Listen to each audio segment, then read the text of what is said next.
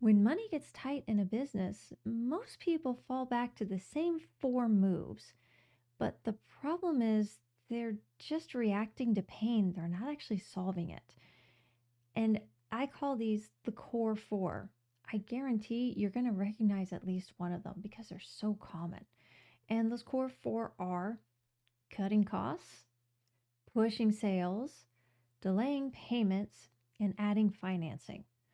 This is the spiral that keeps on a going that I see people falling back to time and time again.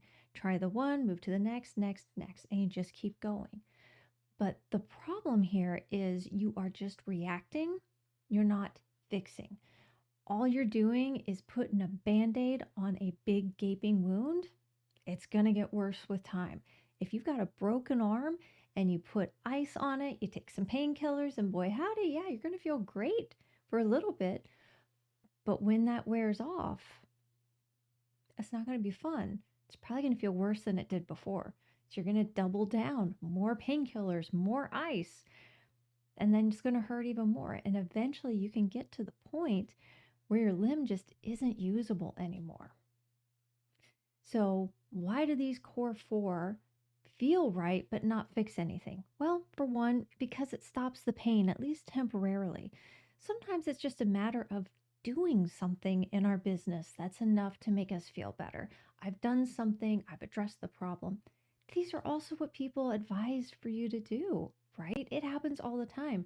When someone says, hey, I've got some money trouble. Hey, have you considered getting a loan or a credit card? Hey, what about a line of credit? That's the bee's knees. Or, well, man, you just need to cut your costs, tighten that ship, and you'll be just fine.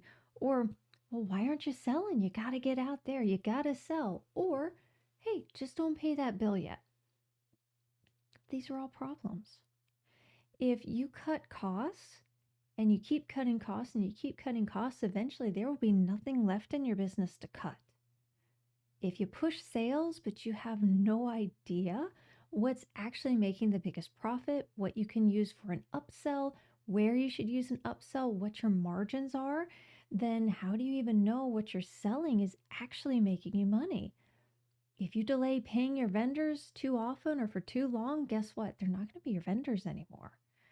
And if you take out tons of financing, well, eventually those bills will come due and now they have interest. So the problem keeps going. And then eventually it takes you all the way down. Stop.